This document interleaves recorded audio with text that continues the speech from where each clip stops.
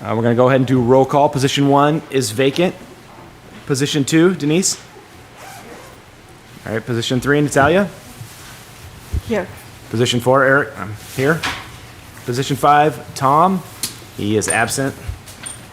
Position 6, Kim. Here. Position 7, Vicky. Here. And student representative Callie. She is absent as well. And ex officio Eric Marshall is absent as well. No, I'm here. Oh, he's here. Ah, I see him. No face, but we got initials. All right, and he is here as well. Thank you. All right, now we need to move on to item 2, approval of the agenda. I make a motion to approve the agenda as written. Do we have a second? Second. All right, all in favor? Aye. All opposed? That passes unanimously. Item 3, approval of the minutes from December 8th. Do I have a motion to approve the minutes? I'll make a motion to approve the minutes from December 8th. Do I have a second? I will second that. All right, any seconds? All those in favor? Opposed? All right, that passes unanimously as well. All right, now we'll move on to item 4, public comment. Is there anyone here that would like to make public comment that is signed up? All right, go ahead, the floor is yours. Please introduce yourself. Hi, my name is Kathy Chalfant, and I am on the leadership board of the Oak Harbor Garden Club. And some of you are new members I haven't met, so I wanted to kind of give an update on where we're at. We're kind of gearing up for the coming year. So we have about 100 members, which we're proud of, and we have pulled up our membership. They're active, a lot of new ones. We're going to have a booth at the Whidbey Gardeners Workshop on March 21st. We have a plant sale on May 9th, day before Mother's Day, and our tour and tea, which we canceled last year, really for lack of finding 5 people willing to do their gardens, which is a big commitment. It's back this year with Ace as a morning place to start, and again Mallards as a evening place to end, so we're excited about the tea and tour. We also started last year and are continuing to accept grant applications. So this is for nonprofits, small businesses, schools, for beautification projects in their storefronts, which support our mission of beautifying Oak Harbor. And we already have 3 great applications this year. We did 3 last year. It's open until April 1st, and then we select. One of our primary missions is civic improvement, and we are proud that we are working on these city parks. We plant annuals in the Blue Pots on Pioneer Way, at the Marina Overlook, and at the Triangle at Southeast 8th. We're going to continue to do that. We take care of the weeding at the Autumn Leaves sculpture, and at the southeast corner of Smith Park, where we have a 100-year plaque. Trex Recycling we took on, and we completed it, and the goal was 1,000 pounds to get a park bench. We have the park bench. It's in my carport, and I'd love to put it out. So we've been working with Brandon, and our first choice right now is at Neal Park, Holland Park, kind of near the windmill, which in the past we have maintained. So if we put it there, then we would, of course, want to add daffodils and make it, kind of showy again. So that's kind of just a brief update, and I just wanted to do that to let you know that we are happy to collaborate with the parks, and now is the time, if you have other ideas or things, to let us know as we plan and get ready for this coming year. Thank you. Kathy, thank you so much. And on behalf of the board, thank you for all you do to make the city look pretty. Really appreciate it. And really quickly. So you guys are still collecting for another bench, is this correct? It's half correct. It's half correct, okay. So Trex, they, I guess, by the time last year ended, had 4,000 groups across the country that was doing this. So they are revamping their program. I think that was too many benches to give out. So I think this will probably be the only bench. We're collecting plastic. They haven't launched the new site, so we're just getting ready when they launch it to enter all the plastic we've collected. And what they've said is at 100 pounds, you'll get something, and at 250 pounds, you'll get entered in a drawing for something else. So probably our only bench, but we are, the public has gone crazy with dropping off plastic for us. So we do it at the center, we do it at the chamber, and we do it at Main Street, and each one of those, at least weekly, is full. And lots of times it's full and stuffed, so it took off. All right, do we have anybody else who would like to make a public comment?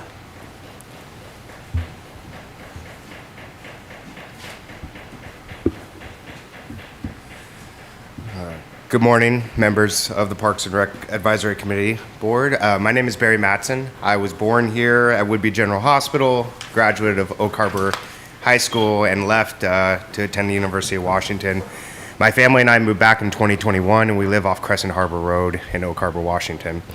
I'm here today as a coach, member of the community, and board member of North Whidbey Little League to advocate for three primary areas of concern that we've been working with the Parks and Rec Department on, but wanted to get some more public visibility towards. The first one I want to focus on is the capital improvement needs of both Volunteer Park and Fort Nugent Field.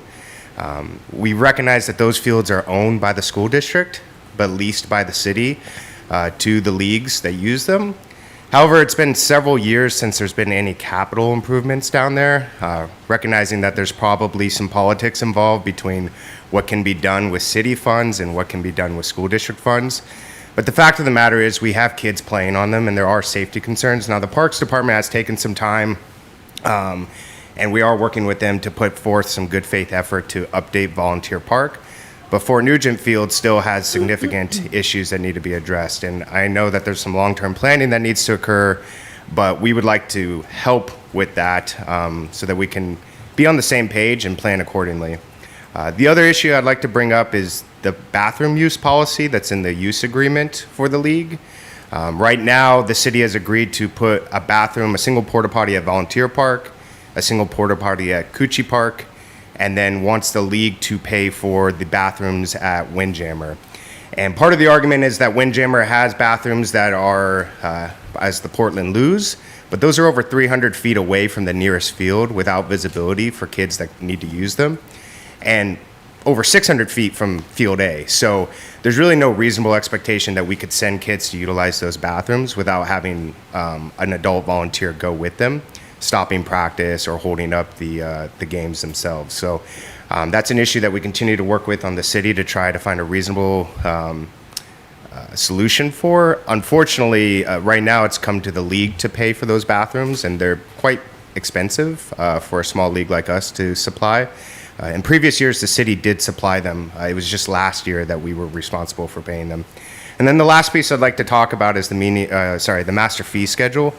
You know, with the recent changes to a per game played, per an hour of that game played, it's really complicated for leagues like us to determine the actual price. And it gets even more complicated as the city inevitably would like to raise prices for us to figure out if we can absorb them as a league or need to update our registration fees accordingly. So I would just strongly advocate that we go back to a per registrant fee, which makes it easier for us to address on a yearly basis. Any questions? Well, we're out of time. Is there any questions? All right. Thank you so much. Really appreciate the public comment.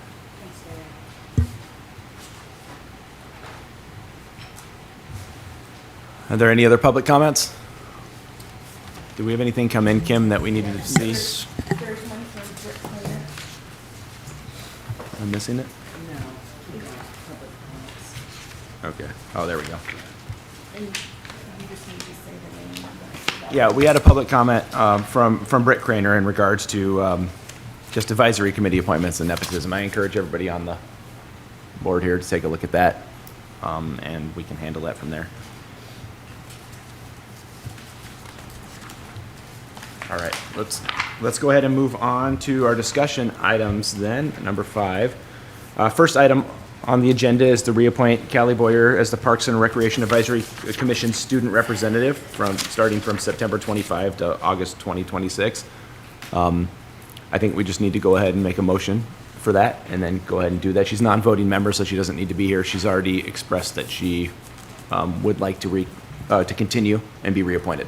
So if we can get a motion. Unless there's any discussion. I motion to reappoint Callie Boyer as student representative. Is there a second? I'll second that motion. All those in favor? Aye. Opposed? None? Okay, that passes unanimously. Thank you. Item B then, or sub-item B, the meeting schedule for 2026. I'm assuming, Brandon, was this something that you wanted to lead the discussion on, with Brian being absent? Yeah, I can. We're you. just going to double check to make sure that our current meeting schedule of the second Monday of every month still works with everybody. We're currently meeting from 10 to 11:30. I was going to ask Callie if that worked with her schedule. I'll just have to send out an email for this, but I wanted to just verify that our current schedule works. If it does not, then we can have discussion on what works best for you guys.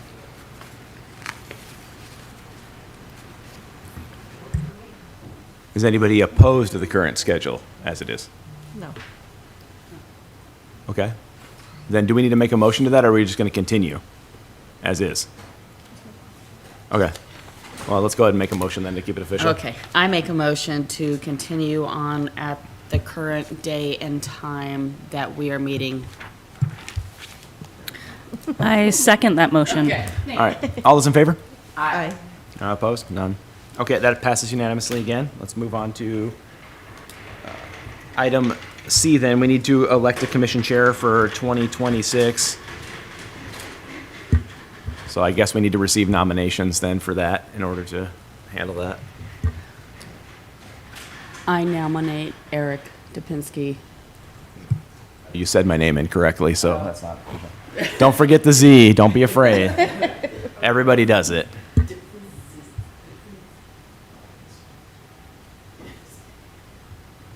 I second the motion to nominate Eric Dipzinski. There it is. Does that mean I guess I need to go ahead and accept the nomination? I'll accept that nomination then. Is there anybody else that would like to be nominated for that? Okay, then I guess we can call that to a vote then. All those in favor? Aye. All those opposed? Okay, that passes.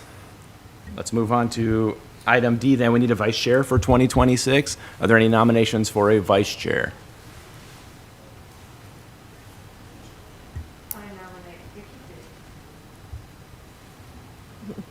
I would second that.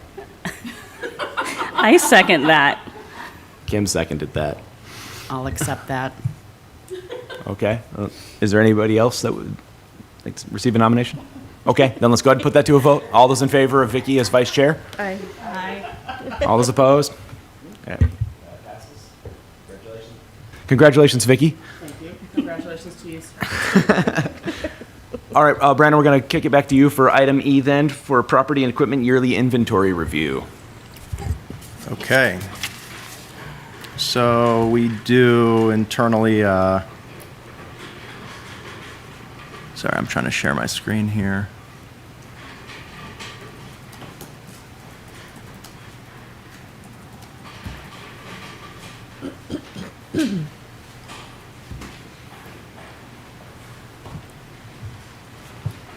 Okay, so each year we do an internal small and attractive list audit for the Parks and Rec Department, and we've done the internal audit for this year. It's the small and attractive are anything that is above $500 and below $5,000 that could be easily taken.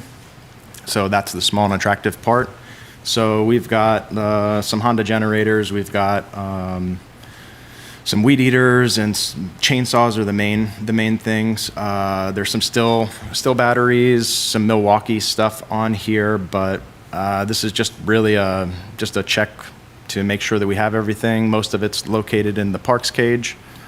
And yeah, so we were able to find everything that we needed to find for the small and attractive, didn't have anything missing, and I'm requesting to actually remove 2 of the items from the small and attractive list because they no longer qualify as small and attractive.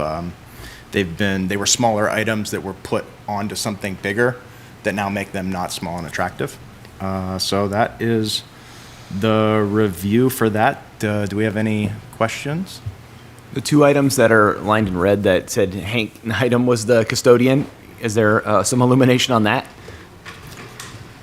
Yeah, so the two items in red are the ones that I'm proposing to remove. There's a Gerber sign cutter that is, it's probably a 5x8 piece of machinery that makes signs. There's nobody that's going to be walking away with that. And the Honda portable small engine and compressor, the engine was put on the compressor. It's actually on a skid that you just can't pick up and take away. So those are the two that I'm. I assume those were the two items. I just knew they'd stand out for anybody watching and seeing two red lines and Yes, red. the or, two yeah, red thank you. items are the deleted ones or the proposed deleted ones from the small and attractive list. So we still own those, though. Yes, yes. So if they're not on the inventory, how would you know if they're missing?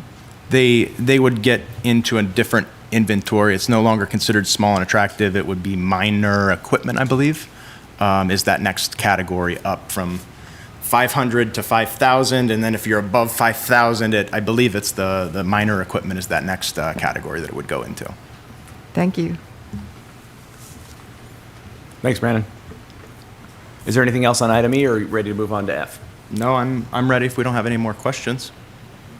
I don't think so. All right, let's move on to item F then, the Urban Forestry Master Plan. I assume this is in combination with Brandon and Bob. Yes. So this is just here, let me stop sharing. Okay. So this is an update for the UFMP, just to give you guys an update on where we're at with it. So currently we are doing an internal review of the external messaging material and the preliminary results from the tree canopy assessment and the tree canopy coverage information. We are also working with administration for the approval of a public survey language that we're putting together. We've got a meeting scheduled for Wednesday that I'm hoping to get that approved, and a quick turnaround for the public survey. Once that is approved, public survey will be live for 3 to 4 weeks, and we will have that information on the park's website and our social media posts. That was kind of what I have for the update on the UFMP.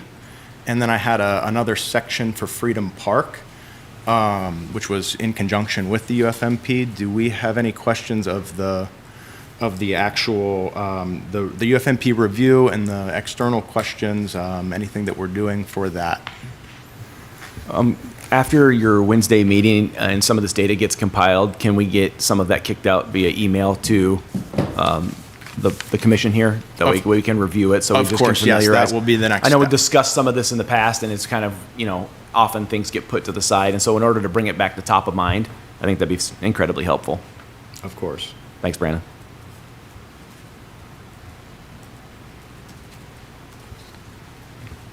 Does anybody else I have a question. So we've been reading a lot about the city's master plan. Does this feed into that at all? Yes, this is going in conjunction with the existing master plan that we have.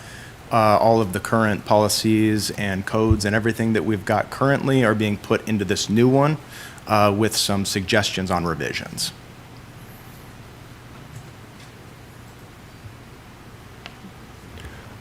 All right, if there's nothing else, go ahead, Brandon. I think the update on Freedom Park then as well, that'd be great. Yeah. Do you want to do the update for the park, or do you want me to? Okay. Okay, getting my other notes section here. Please jump in if I misspeak or anything, Bob.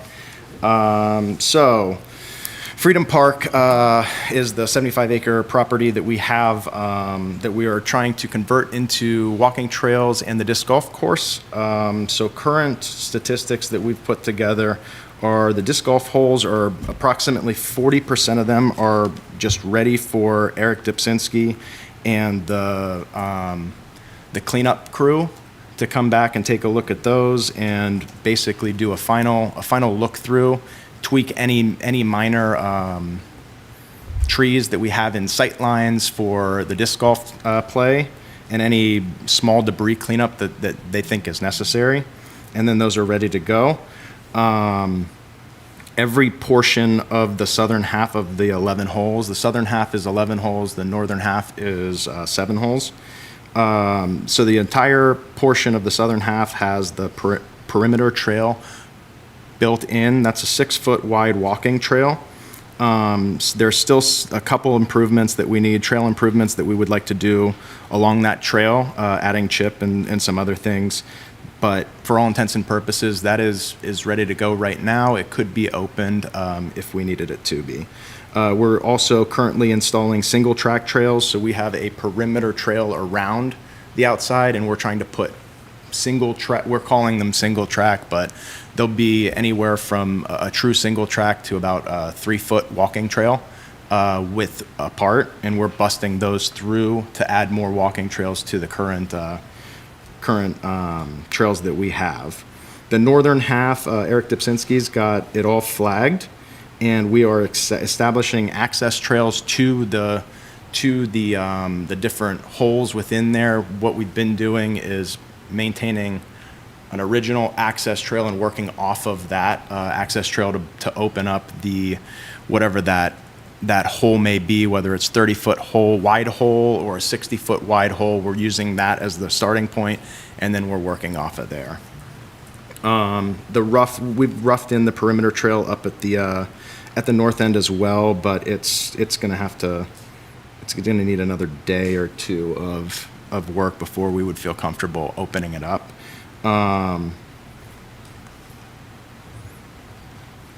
think that is the update. We've been working a lot. We've been working around the weather that we've been having. The rain doesn't help us out a ton, but fortunately the trees are soaking up the majority of that water. It's not been very wet up there, so we've been able to work around the weather. But we've been doing a big focus on chipping to make a nice walking surface for everybody that's going to be a little more level and a little less trip hazards throughout. But yeah, it's looking really good. The stinging nettle and all the weeds that we were able to knock down from last year have not been coming up. I don't know if that was the caveat. But we've been pleasantly surprised with the lack of growth for the vegetation that we do not want there. It's been promising. So that's the update I have. Any questions? Do you have and Eric, this is probably for you too, are people using it, and if so, what is the usage currently? So currently it is, well, it's not open right now. We have noticed some off-leash dogs that have been in the area. There have been a couple people that seem to be walking. I don't think that there's been anything nefarious. It's not an official. Yeah. So if anybody's out there, they're doing it unofficially, kind of wandering through the property. Yeah. Would you anticipate in the future there might be more unauthorized encroachment, camping, and that sort of thing? That's. I think with more activity out there, we're going to see less of that, and we already have seen less. We're cleaning up old sites that were out there. The most recent activity was a tent.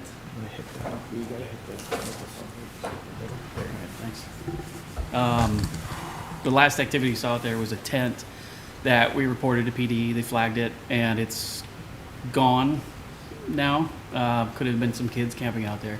Could have been anybody, but we're trying to keep an eye out for any recent activity. But the hope is, as long as we're out there, people are starting to get out there when it opens, that it'll keep that activity to a minimal.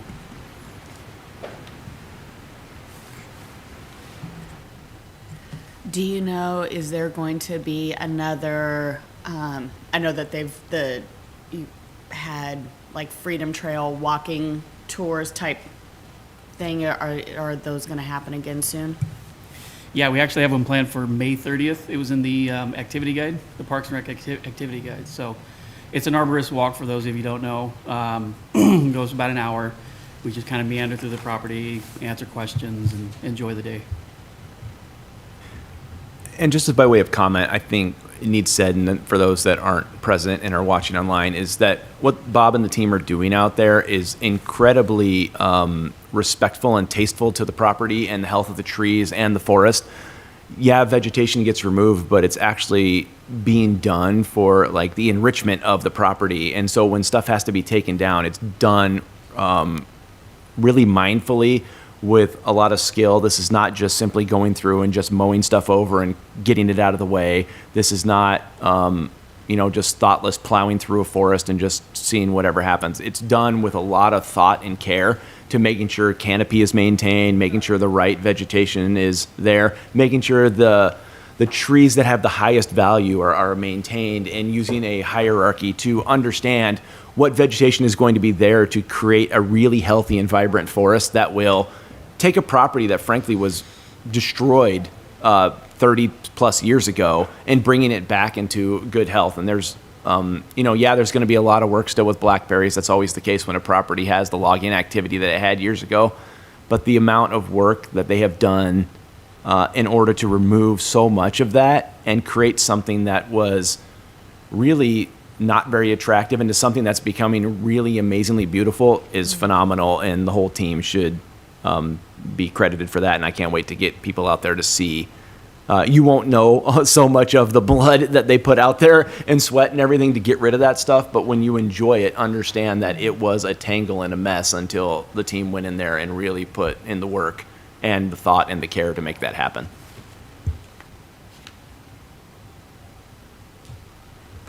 Do you have anything else on that item, Brandon? No, that's all I had. All right, then I think we can go ahead and move on to item G, subcommittee updates. And I believe due to our appointment issue or reappointment and appointment issues, I don't think any subcommittees actually have met between our last meeting. No, there were no subcommittees that were scheduled, and we are going to cancel the subcommittee moving forward, at least at this date. Surprise, no more subcommittee meetings. Okay. Thank you, Brandon. Brandon, I assume you're stepping in to do the Parks and Rec Department updates then? Yes. Thank you. So Parks and Rec updates. Pickleball is the biggest update that I have.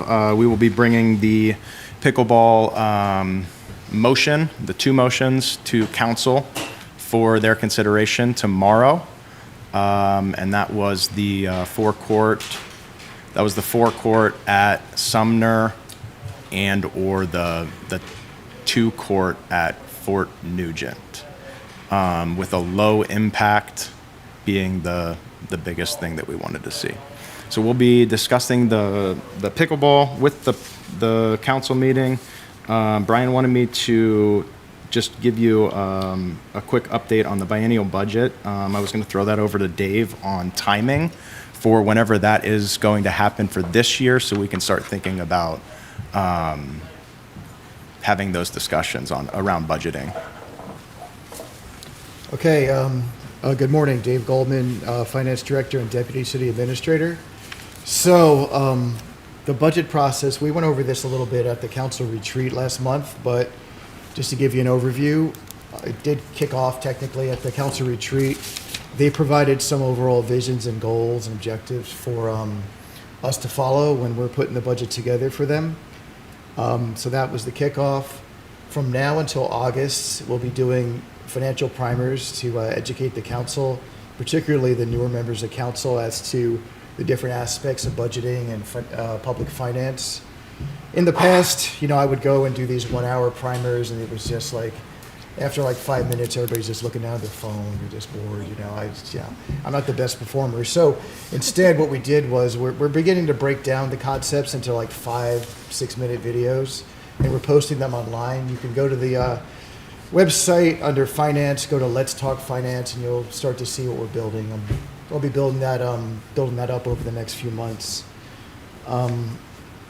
So from July and September, we're going to be separating out like the operating, like the base budget to continue the current operating from the capital planning, because there tends to be different revenue sources that fund those two areas of the city.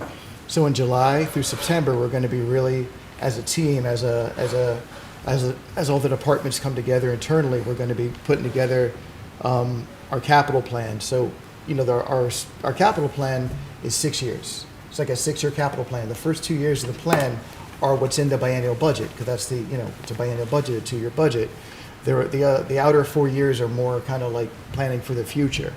So we'll be doing that. We'll be working internally, but we'll also be working with the different committees that we have to talk about the different projects, so we can come together and put together a plan that, we have either the revenues in place, or we know at least the marching direction as to what grants we need to pursue in order to fully fund these various projects.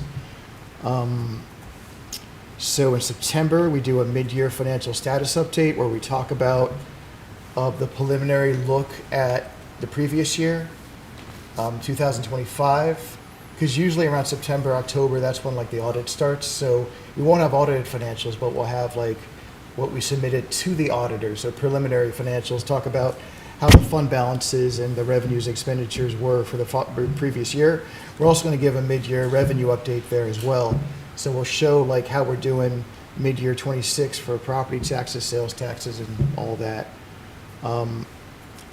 So yeah, we have that, and then we have the mayor. During that whole process, we're putting the operating budgets together. We're using a base budget model where we look at what our current level of services are and continue that out with inflation. And we also ask the departments, if you're hearing back from your boards or getting public feedback or, council discussion during the year to enhance a service, then if you want to put something in that's above the base, you put a decision package together with more details, like what it's about, if it will require new staff, new technology, how much it'll cost basically, and what is the proposed funding source for this new item. And we take all those departments' decision packages, we look at what revenues we have, because we definitely have to look at the revenues that we have coming in to fund the operating departments, because oftentimes cities are hurting for money. We have limited resources, so we need to ensure that the revenues that we have coming in can pay for what we're currently doing. And if they can, then we look at, okay, what are we projecting that might be a little bit over that, and then based on that, we can look at enhancing our services. Or if one of the services has a revenue component to it, like, okay, we're going to enhance our service, but we have this revenue source to help pay for it, please consider it. So those are the kind of things that we'll kick around. And then the mayor presents, by law, the preliminary budget has to be presented by October 1st each year, so usually in September that happens. And then the departments actually go and do their presentations on their departments in September and October. It gets a little more granular.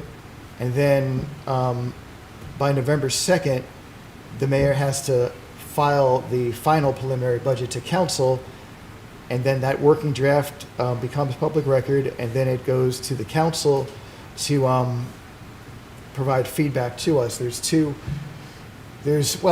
public meetings. One of them is about property taxes, but the other 2 are in the budget.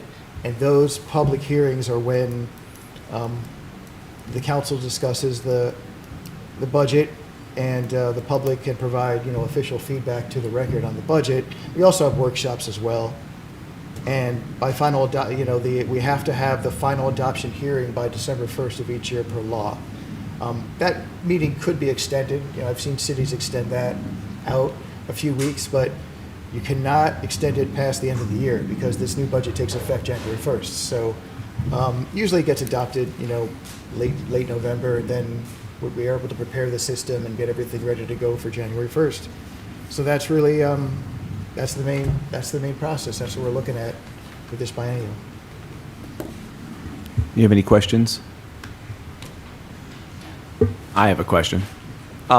Outside of helping work with the staff on maybe creating decision packets that we would submit, is there any other things that this commission would be helpful in doing and participating in that process? And has that changed from previous years or previous biennials? That's pretty much the same process that the MRSC, the MRSC is the Municipal Resource Service Center.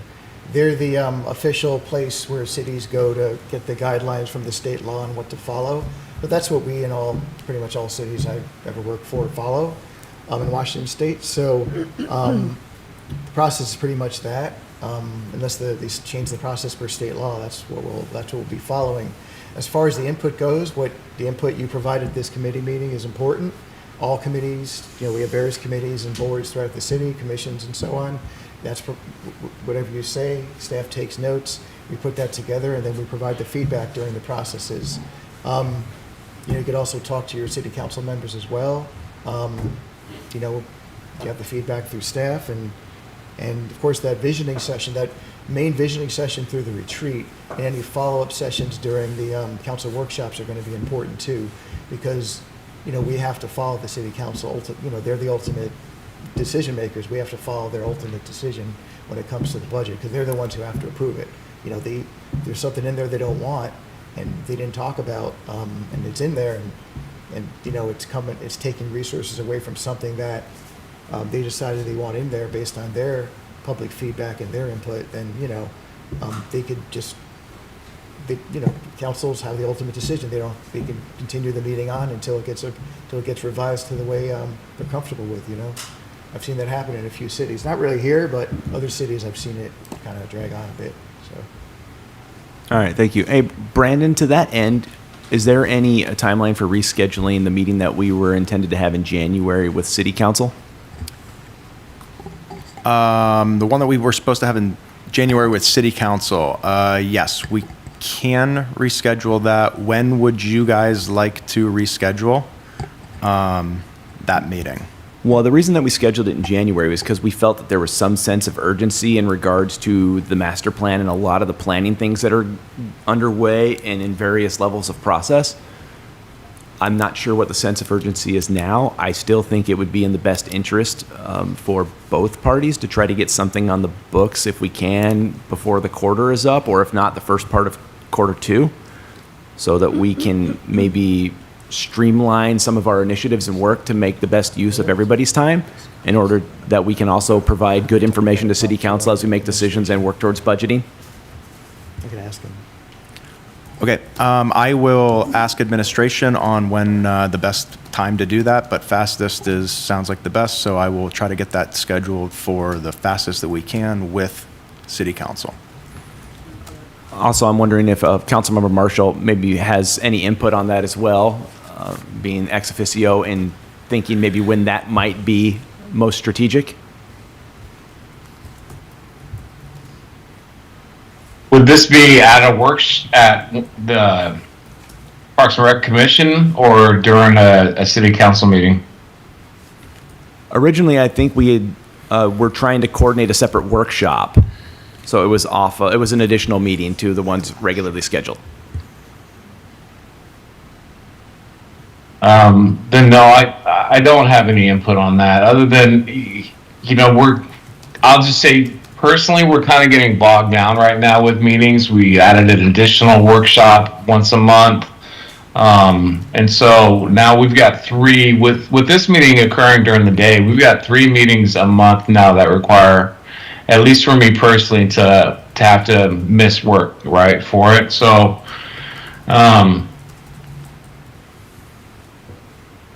yeah, I'm happy to meet whenever it is decided, but it just adds an additional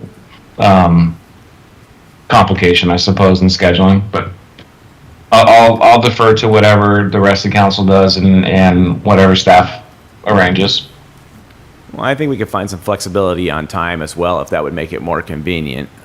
I think it was the wish of this commission, at least at some point, was to just engage with you all in a way that would help us be more productive and efficacious in our work, and making sure that we're kind of having some relationships built in a way that allows us to speak better to the language of the council, so that we can be more effective and more helpful for you as well in decision making, knowing that you are bogged down a lot and you have so much to review and so much on your plate. So it may be more beneficial to wait until the mayor does kind of his training with the advisory commissions too. I think that's one of the things that is on his agenda, is to meet with the different committees to provide some additional training and some clarity as to what responsibilities and roles are.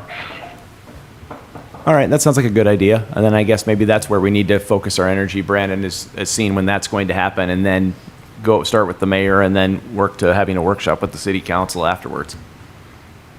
Does that sound good to everybody else? Oh, the mayor mentioned this morning that he plans to come to the next meeting to talk about that, roles and responsibilities and stuff. Perfect. Great. Synergy. I like it. Thank you, Councilmember Marshall. No problem.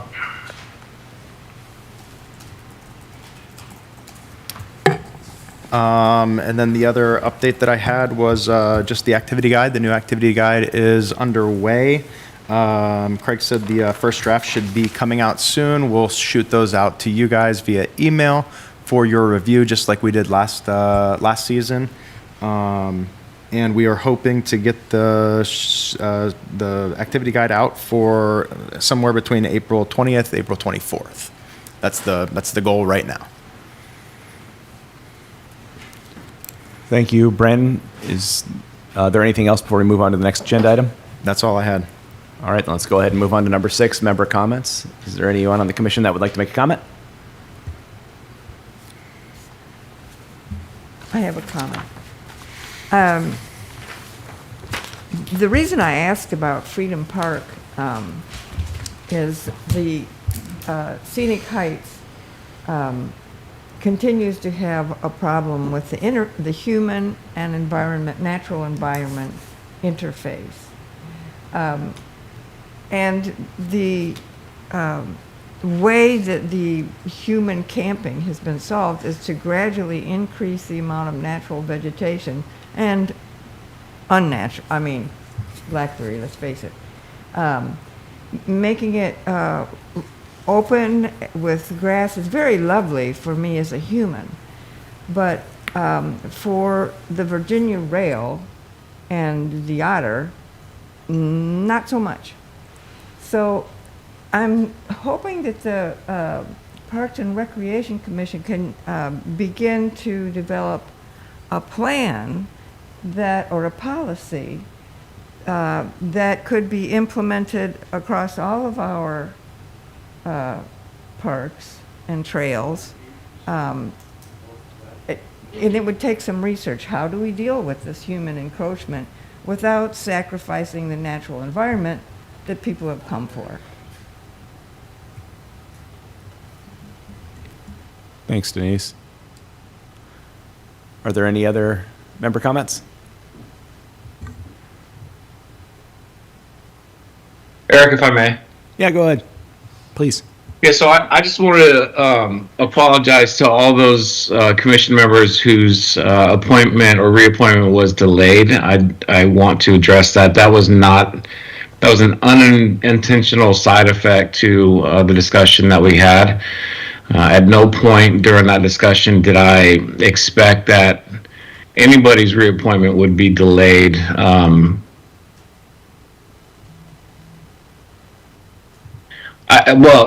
Sans one, obviously. I didn't know where that was going to go, but the suggestion to table everybody and to delay that at that first meeting was a surprise to me and was not intended. And I do apologize to everybody that was affected by that. And so I look forward to continuing to work with you on this commission. Thank you, Councilmember Marshall. Seeing no other member comments, let's move to item number 7, the determination of future agenda items. Brandon, do you have anything directly from staff that you'd like to start with before the commission comments? I would say probably a good idea to do the pickleball. We should have an update from the council from that.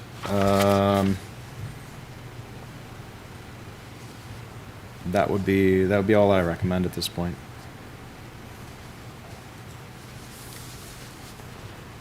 Are there any suggested agenda items from any of the commissioners? If we could circle back around to the community garden and where we're at on that.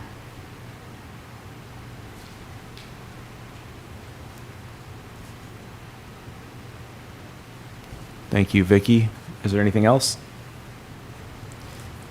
I would like us to begin having a discussion about a policy or a plan for the problems, how to deal with the human natural interface. Okay. To that end, Brandon, is there any documentation or otherwise that you can pull up existing sort of in the Parks Department in regard to that we could have for reference that maybe could be sent out ahead of time to Yeah. inform that discussion? Yeah, I can pull that stuff. Okay, thank you.